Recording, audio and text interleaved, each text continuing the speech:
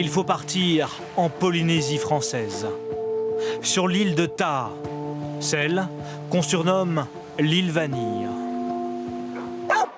Ce matin, c'est le grand rendez-vous mensuel de Taha. Oh là là, c'est joli, hein? Le marché de la vanille, où chaque petit producteur vient vendre sa précieuse marchandise. Bien mûr, hein? Ils sont bien épais, hein? Parmi les grands acheteurs, Alain Abel, c'est lui qui fournit directement les adresses les plus prestigieuses de Paris. Le Plaza, par exemple, le Shangri-La, le Meurice, voilà. Et puis après, on travaille avec des grands restaurants comme Guy Savoy depuis une vingtaine d'années, avec tous les restaurants Joël Robuchon dans le monde entier, avec Alain Ducasse à Paris-Monaco. Mais face à la demande mondiale, le marché est ultra concurrentiel. Face à lui, Philippe Briand. Il vend directement aux grossistes européens et américains. Ou encore Brian, un ancien légionnaire qui fournit le marché danois. Alors les trois acheteurs font discrètement monter les enchères. OK. Et proposent des enveloppes bien supérieures au cours officiel, 85 € le kilo. Donc ça veut dire que le prix officiel n'est pas officiel. Voilà, le prix officiel, il n'est pas officiel. Pas du tout. Loin de là. On rajoute quoi, 10%, 20%? Oui, ça peut être 10%, ouais, à peu près. 10-20%, ça peut aller à 20%. Ça dépend les lots. Donc Durand peut mettre 30% en plus?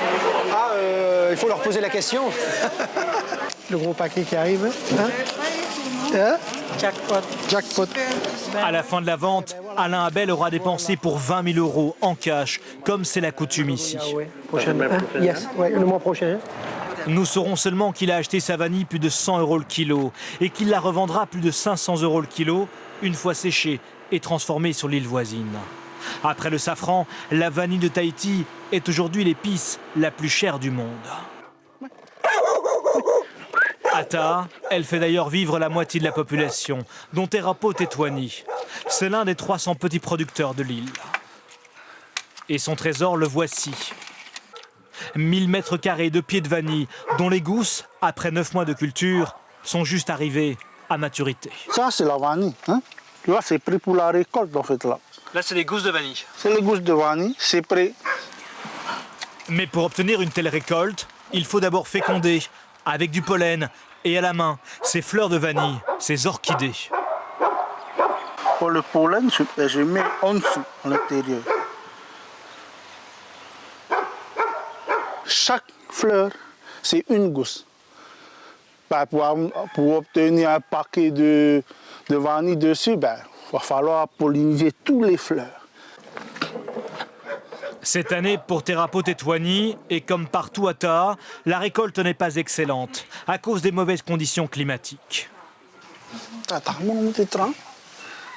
Mais à 100 € le kilo, sa récolte vaut tout de même 40 000 € et fera vivre une bonne partie de sa famille. 1,51 mégabits par seconde, c'est le débit moyen d'Internet en